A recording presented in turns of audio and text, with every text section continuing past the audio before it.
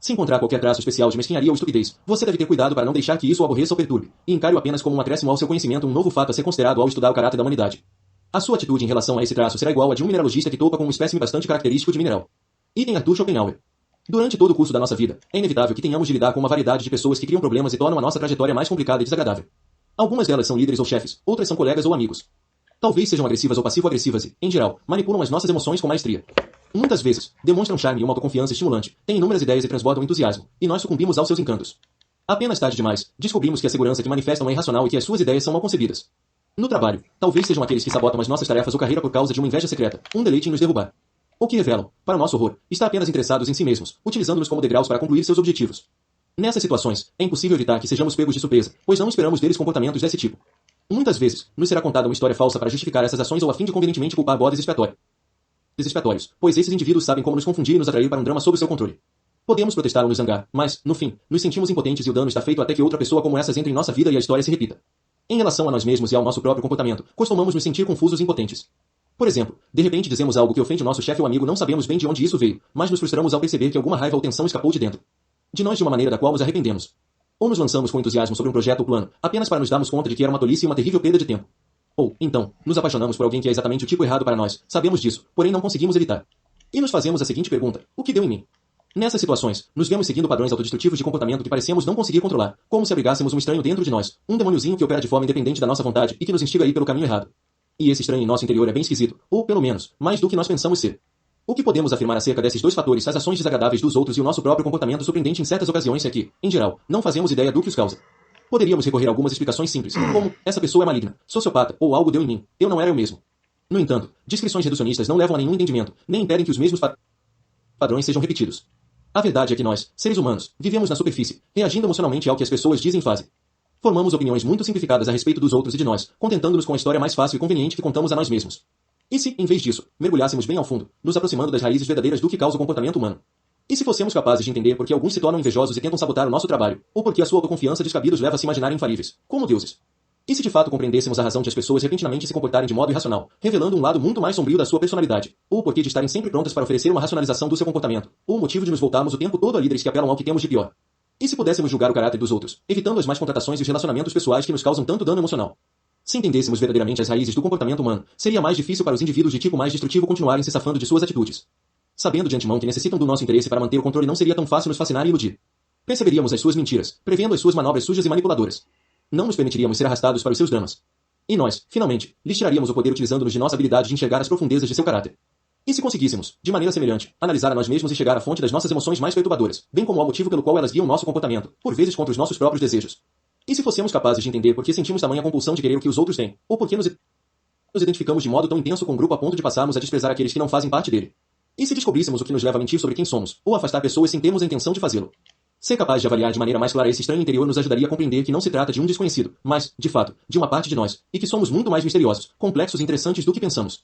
Com essa consciência, seríamos capazes de romper os padrões negativos da nossa vida, pararíamos de inventar desculpas para nós mesmos e obteríamos maior controle sobre o que fazemos e o que acontece conosco.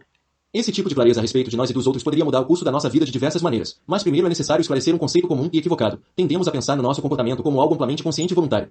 Imaginar que não estamos sempre no controle do que fazemos é uma ideia assustadora, mas é, de fato, a realidade.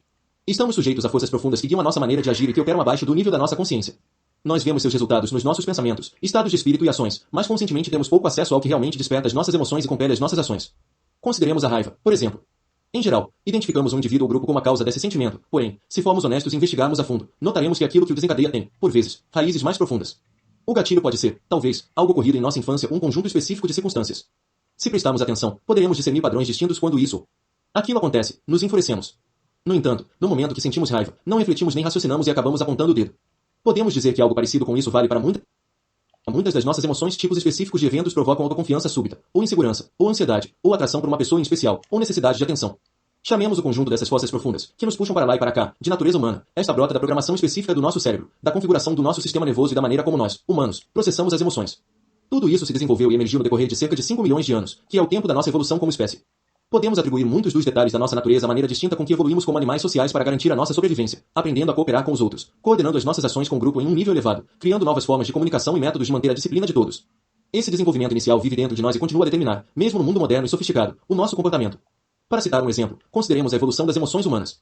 A sobrevivência dos nossos primeiros ancestrais dependeu da habilidade de se comunicarem entre si muito antes da invenção da linguagem. Desenvolveram sentimentos novos e complexos: alegria, vergonha, gratidão, ciúme, ressentimento, etc., cujos sinais eram lidos de imediato no rosto, expressando um estado de espírito com rapidez e eficiência. Tornaram-se extremamente permeáveis às emoções dos indivíduos como uma forma de tornar o grupo mais unido, sentindo alegria ou tristeza como um só, ou de manter a coesão em face dos perigos. Até hoje, somos altamente suscetíveis aos ânimos e emoções daqueles que nos cercam, o que compele todo tipo de comportamento da nossa parte imitar aos outros de maneira inconsciente, querer o que eles querem, nos deixar levar por sentimentos virais de fúria ou indignação. Imaginamos que temos livre-arbítrio, sem perceber quão profundamente a nossa suscetibilidade às emoções dos demais membros do grupo afeta o que fazemos e o modo como respondemos.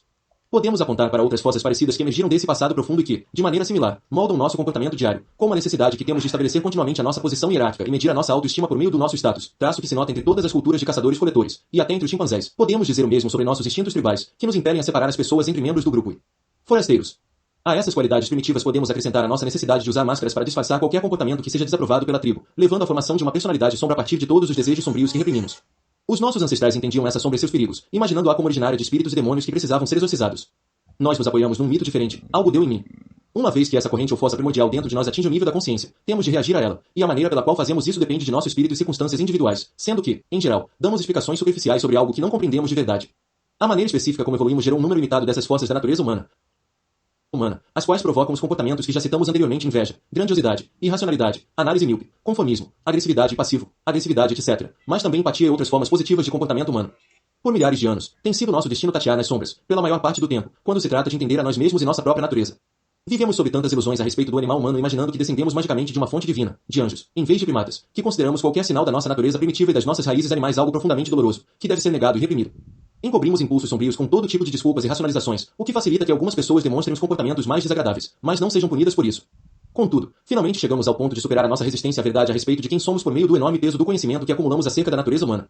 Somos capazes de explorar a vasta literatura sobre psicologia acumulada pelos últimos 100 anos, inclusive os trabalhos detalhados a respeito da infância e do impacto do nosso desenvolvimento inicial, Melanie Klein, John Bowlby, Donald Winnicott, assim como as obras que dizem respeito às raízes do narcisismo, Heinz Roth, aos lados sombrios da nossa personalidade, Carl Jung, as raízes da nossa empatia, Simon Baron-Cohen, e a configuração das nossas emoções, Paul Ekman. Selecionamos os muitos avanços científicos que podem nos ajudar no nosso autoentendimento, estudos. Quanto ao cérebro, Antônio Damasio, Joseph e Ledous, a nossa constituição biológica singular, Edward L. Wilson, ao relacionamento entre corpo e mente, V.S. Ramachandra, aos primatas, Frank Val, e aos caçadores-coletores, Jared Diamond, ao nosso comportamento econômico, Daniel Kahneman, e sobre como agimos em grupos, Wilfred Bion, Elliot Aronson. Também podemos incluir as obras de certos filósofos, Arthur Schopenhauer, Friedrich Nietzsche, José Ortega y Gasset, que têm iluminado tantos aspectos da natureza humana, assim como as ideias de muitos romancistas, George Eliot, Henry James, Ralph Ellison, que, por vezes, são mais sensíveis às sutilezas do nosso comportamento. E, por fim, podemos incluir a vasta e crescente biblioteca de biografias disponíveis na atualidade, revelando a natureza humana em profundidade e em ação. Este livro é uma tentativa de reunir esse imenso armazém de conhecimento e ideias de diferentes áreas. Veja as fontes principais da bibliografia selecionada, a fim de formar um guia preciso e instrutivo da natureza humana, com base em evidências, não em pontos de vista pessoais ou julgamentos morais. É uma avaliação brutalmente realista da nossa espécie, dissecando quem somos para que sejamos capazes de agir com mais consciência. Considere as leis da natureza humana um tipo de livro-código para decifrar o comportamento das pessoas: ordinário, estranho, destrutivo, a gama completa. Cada capítulo lida com um aspecto específico ou lei da natureza humana. Podemos chamá-las leis no sentido de que, sob a influência dessas forças elementares, os seres humanos tendem a reagir de maneiras relativamente previsíveis, e traz a história de algum indivíduo, ou indivíduos, emblemático que a ilustra, de forma negativa ou positiva. Além disso, há ideias e estratégias sobre a maneira de lidar consigo mesmo e com os outros sob a influência da lei abordada, terminando com uma sessão a respeito de como transformar essa força humana básica em algo mais positivo e produtivo, de modo que não sejamos mais escravos passivos da natureza humana, mas que a transformemos de maneira ativa. O leitor talvez se sinta tentado a imaginar que esse conhecimento é um pouco antiquado. Afinal, você pode argumentar, somos hoje tão sofisticados e avançados tecnologicamente, tão progressistas e esclarecidos. Fomos muito além das nossas raízes primitivas, estamos no processo de reescrever a nossa natureza. No entanto, a verdade é, de fato, o oposto: nunca fomos tão escravos da natureza humana e do seu potencial destrutivo como somos hoje. E, ao ignorarmos esse fato, brincamos com fogo. Observe como a permeabilidade das nossas emoções tem se elevado pelas redes sociais, ambiente em que os efeitos virais nos arrastam de maneira contínua e a maioria dos líderes manipuladores é capaz de nos explorar e controlar. Reflita sobre a agressão que é hoje demonstrada abertamente no mundo virtual, em que é tão mais fácil expor o nosso lado sombrio sem repercussões. Note como a nossa propensão para nos comparar aos outros, sentir inveja e buscar status chamando atenção apenas se intensificou com a nossa habilidade de nos comunicarmos com tanta rapidez com inúmeras pessoas. E, por fim, pense nas nossas tendências tribais e em como elas agora têm um meio perfeito no qual operar. Somos capazes de encontrar um grupo com o qual nos identificamos, reforçar as nossas opiniões tribais em uma câmara de ressonância virtual e demonizar quem não pertence a ele, o que leva à intimidação pela multidão. O potencial para o caos, derivado do lado primitivo da nossa natureza, apenas aumentou. É simples, a natureza humana é mais forte do que qualquer indivíduo, instituição ou invenção tecnológica. Acaba moldando o que criamos para refletir a si mesma e as suas raízes primitivas. Ela nos move como peões. Ignore as leis por sua conta e risco. Recusar-se a fazer as pazes com a natureza humana significa simplesmente que você estará condenado a padrões além do seu controle e a sentimentos de confusão e impotência. As leis da natureza humana foi projetado para emergir o leitor em todos os aspectos do comportamento humano e esclarecer as suas causas originais. Se você permitir que o livro guie, ele vai mudar de forma radical a sua maneira de perceber as pessoas, bem como toda a sua abordagem para lidar com elas. Também vai alterar de modo radical o jeito como você vê a si mesmo. Essas mudanças de perspectiva ocorrerão em 7 etapas. Em primeiro lugar, as leis funcionarão para transformá-lo num observador mais calmo e estratégico das pessoas, ajudando-o a se libertar de todo o drama emocional que drena sua energia de forma desnecessária. Estarmos cercados de gente incita as nossas ansiedades e inseguranças sobre como cada um nos percebe. Uma vez que sintamos essas emoções, se torna muito difícil observar os outros, pois, envoltos pelos nossos próprios sentimentos, avaliamos o que eles dizem e fazem em termos pessoais. Eles gostam de mim ou não? As leis estudadas nestas páginas vão ajudar o leitor a evitar essa armadilha, revelando que as pessoas estão, em geral, lidando com emoções e questões com raízes profundas, com desejos e desapontamentos sentidos anos ou décadas antes de você as conhecer, até que tenha cruzado o caminho delas em um momento específico e se tornado um alvo conveniente para sua raiva ou frustração. Elas projetam em você certas qualidades que desejam ver e, na maioria dos casos, não o veem como indivíduo. Isso não deve decepcioná-lo, mas, ao contrário, libertá-lo. Este livro vai lhe ensinar a não mais levar para o lado pessoal os comentários insinuantes, as demonstrações de frieza ou os momentos de irritação. Será cada vez mais fácil reagir não com as emoções, mas com o desejo de entender de onde vêm determinados comportamentos. Você se sentirá muito mais calmo durante o processo e, à medida que esse exercício se consolidar em seu interior, se tornará menos suscetível a moralizar e a julgar os outros. Em vez disso, vai aceitar os indivíduos e os seus defeitos como parte da natureza humana. As pessoas vão gostar muito mais de você quando notarem essa atitude tolerante. Em segundo lugar, as leis farão de você um mestre na interpretação dos sinais que as pessoas emitem o tempo todo, dando a você uma habilidade muito maior para lhe julgar o caráter. Normalmente, se prestamos atenção ao comportamento dos outros, nos apressamos para encaixar suas ações em certas categorias e tomar conclusões precipitadas, de forma que nos contentamos com um julgamento que se adequa aos nossos preconceitos. Ou aceitamos as nossas explicações egoístas. As leis irão livrar desse hábito, deixando claro como é fácil interpretar mal as pessoas e o quanto as primeiras impressões são falsas. Você vai diminuir o passo, desconfiar do seu julgamento inicial e se treinar para analisar o que vê. O leitor pensará em termos de opostos. Por exemplo, quando os indivíduos demonstram abertamente um traço de personalidade, tal como autoconfiança ou hipermasculinidade, quase sempre estão escondendo a realidade oposta. Você vai perceber que os seres humanos atuam o tempo todo para o público, fazendo um espetáculo da sua progressividade ou benevolência apenas para disfarçar melhor a própria sombra. E os sinais dessa sombra vazam na vida diária. Se alguém agir de forma que lhe pareça não condizer com a personalidade dele, você notará. O que por vezes parece característico é, na verdade, mais próximo da personalidade real. Se as pessoas são, em essência, preguiçosas ou tolas, elas deixarão pistas disso nos menores detalhes que você será capaz de perceber bem antes que o comportamento delas o prejudique. A habilidade de medir o verdadeiro valor dos outros, o seu grau de lealdade e consciência, é uma das mais importantes que se pode ter e o ajudará a evitar contratações, parcerias e relacionamentos ruins que poderiam tornar a sua vida miserável. Em terceiro lugar, as leis lhe darão o poder de enfrentar e superar os tipos tóxicos que, de maneira inevitável, cruzam nosso caminho e tendem a causar danos emocionais de longo prazo. Quem é agressivo, invejoso e manipulador não costuma se anunciar assim, ao contrário, aprendeu a parecer fascinante em seus encontros iniciais, a usar lisonjas e outros meios para nos desarmar. Quando alguém com essas características nos surpreende com seu comportamento horroroso, nos sentimos traídos, furiosos e impotentes. Essas pessoas criam uma pressão constante, sabendo que, ao fazê-lo, subjugam a nossa mente com a sua presença, tornando 2 vezes mais difícil pensarmos direito ou criarmos estratégias. Os próximos capítulos o ensinarão a identificar esses tipos de antemão, e isso será a sua maior defesa contra eles. Ou você se mantém longe deles ou, prevendo-lhes as ações manipuladoras, não será surpreendido. Desse modo, poderá manter o seu equilíbrio emocional. O leitor saberá como reduzi-los mentalmente às suas dimensões reais e se concentrar nas fraquezas e inseguranças evidentes por trás de toda a arrogância. Não se deixará levar pelo mito em torno deles, e isso vai neutralizar a intimidação da qual dependem. Você vai zombar das mentiras e explicações complicadas que oferecerão para justificar seu comportamento egoísta. A sua habilidade de permanecer calmo vai enfurecê-los e, por vezes, os levará a extrapolar ou cometer algum erro. Em vez de se sentir subjugado por esses encontros, você talvez venha até apreciá-los como uma oportunidade de aperfeiçoar as suas habilidades de autodomínio e de se fortalecer. Sobrepujar som desses tipos lhe dará uma grande dose de confiança de que é capaz de lidar com o pior da natureza humana. Em quarto lugar, as leis vão lhe ensinar os verdadeiros meios para motivar e influenciar pessoas, tornando seu caminho na vida muito mais fácil. Normalmente, quando encontramos resistência aos nossos planos e ideias, não conseguimos deixar de tentar mudar a opinião dos outros de maneira direta, argumentando, pregando ou lisonjeando, o que os deixará ainda mais na defensiva. Esta obra vai lhe ensinar que as pessoas são, por natureza, teimosas e resistentes à influência. Você precisa começar qualquer tentativa diminuindo a resistência delas, sem nunca lhes alimentar as tendências defensivas se esse não for seu objetivo. O leitor será treinado para lhes discernir as inseguranças e nunca as despertar por acidente. Vai pensar em termos do auto-interesse delas e da auto-opinião que elas precisam ver validada. Ao entender a permeabilidade das emoções, você compreenderá que o meio mais efetivo de influência é alterar o seu estado de espírito e atitude e os indivíduos respondem à sua energia e conduta muito mais do que às suas palavras, livrando-se de qualquer ação defensiva da sua parte. Sentir-se relaxado e genuinamente interessado na outra pessoa terá um efeito positivo e hipnótico. Como líder, você vai aprender que o melhor método à sua disposição para mover os outros na sua direção é dar o tom certo por meio da sua atitude, empatia e ética de trabalho. Em quinto lugar, as leis o farão perceber com que profundidade as forças da natureza humana agem dentro de você, dando-lhe o poder de alterar os seus próprios padrões negativos. A nossa resposta natural ao ler ou ouvir sobre as características sombrias da natureza humana é excluirmos a nós mesmos. O outro sempre é narcisista, irracional, invejoso, grandioso, agressivo ou passivo-agressivo. Quase sempre vemos a nós mesmos como tendo as melhores intenções. Se perdemos o rumo, é culpa das circunstâncias ou de pessoas que nos forçam a reagir de forma negativa. As leis o farão parar de uma vez por todas com esse processo autolusório. Somos todos farinha do mesmo saco e compartilhamos as mesmas tendências. Quanto mais cedo nos damos conta disso, maior é o nosso poder para superar esses traços negativos em potencial dentro de nós. Você examinará os seus próprios motivos, olhará para sua própria sombra e tomará consciência das suas próprias tendências passivo-agressivas, facilitando o processo de identificação desses elementos nos outros.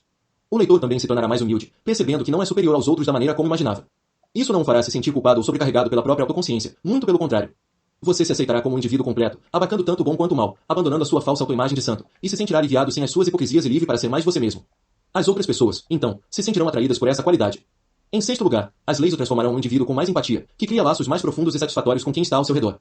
Nós, seres humanos, nascemos com um potencial tremendo para entender as pessoas num nível que não é meramente intelectual. Trata-se de um poder desenvolvido pelos nossos primeiros ancestrais, com o qual eles aprenderam a intuir os ânimos e sentimentos dos outros ao se colocarem na perspectiva destes. As leis o instruirão sobre como levar esse poder latente ao grau mais alto possível. Você poderá eliminar de forma gradativa o seu monólogo interior incessante e escutar com mais atenção. Será, então, treinado para pressupor o ponto de vista dos outros da melhor forma que conseguir e usará a sua imaginação e experiências para que estas o ajudem a se sentir como eles se sentem. Se descreverem algo doloroso, você usará os seus próprios momentos de dor para buscar analogias. Será não apenas intuitivo, mas vai analisar as informações e recolher de modo empático, ganhando perspectiva. Além disso, o leitor vai adquirir a habilidade de alternar o tempo todo entre empatia e análise, sempre atualizando o que observa e aumentando o poder de ver o mundo pelos olhos dos outros. Vai notar uma sensação física de conexão entre você e as pessoas que emergirá dessa prática. Você vai precisar de uma dose de humildade durante esse processo. Nunca se sabe com exatidão o pensamento alheio e é fácil cometer erros, por isso não faça julgamentos apressados, mas se mantenha sempre aberto a aprender mais. O ser humano é mais complexo do que você imagina. O seu objetivo é somente ver melhor o ponto de vista do outro. Avançar nesse processo será como trabalhar um músculo do corpo, que se torna mais forte quanto mais você o exercita. Cultivar a simpatia trará benefícios inumeráveis. Estamos todos absorvidos em nós mesmos, fechados no nosso próprio mundo. É uma experiência terapêutica e libertadora ser puxado para fora de nós rumo ao mundo do outro. É o que nos atrai para filmes e para qualquer outra forma de ficção, penetrando a mente e a perspectiva daqueles tão diferentes de nós. Essa prática transformará toda a sua maneira de pensar, treinando para deixar os preconceitos de lado, viver no presente e adaptar de forma contínua as suas ideias sobre as pessoas. Você vai ver que essa fluidez afetará o modo como abordará os problemas em geral e se verá considerando outras possibilidades, adotando perspectivas alternativas. Essa é a essência do pensamento criativo. Por fim, as leis vão alterar a maneira como você vê o seu próprio potencial, fazendo tomar consciência de um eu ideal mais elevado dentro de si que você vai querer trazer à tona. Podemos dizer que temos duas personalidades opostas dentro de nós, uma inferior e uma superior. A inferior tende a ser mais forte, com impulsos que nos arrastam para as reações emocionais e as posturas defensivas, fazendo-nos sentir virtuosos e melhores do que os outros, buscando prazeres imediatos e distrações, sempre tomando o caminho de menor esforço. Ela nos induz a adotar o que as pessoas estão pensando, de maneira que nos perdemos dentro do grupo. Sentimos os impulsos da personalidade superior quando somos levados a sair de nós mesmos, querendo nos conectar de modo mais profundo com os outros, concentrar a mente no